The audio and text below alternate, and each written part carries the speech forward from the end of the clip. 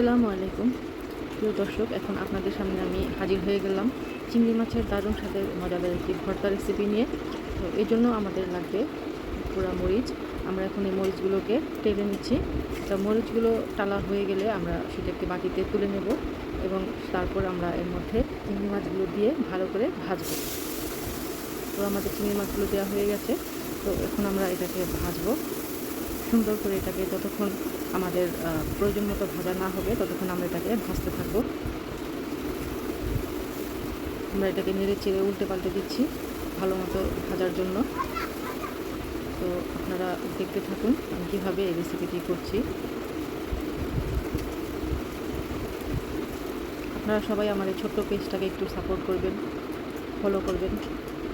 আমার চিংড়ি মাছগুলো ভাজা হয়ে গেছে, এখন আমরা এটাকে বাটিতে তুলে নিচ্ছি। এই তো আমাদের ভাজা শেষ, আমাদের সব পেঁয়াজ, মরিচ এবং ধনেপাতাও কোটা শেষ। তো আমরা এখন এটাকে ভালো করে কচলে কচলে মেখে নেব, কারণ চিংড়ি মাছটা একটু শক্ত টাইপ হয়। তো আমার বাবার আবার দাঁত নেই, তো উনি আবার এত শক্তটা খেতে পারেন না, এই জন্য আমি এটাকে ভালো করে কচলে নিচ্ছি।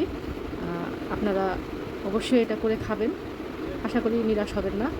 তো সবাই আমার পেজটাকে সাপোর্ট করবেন, ফলো করবেন। আসসালামু আলাইকুম।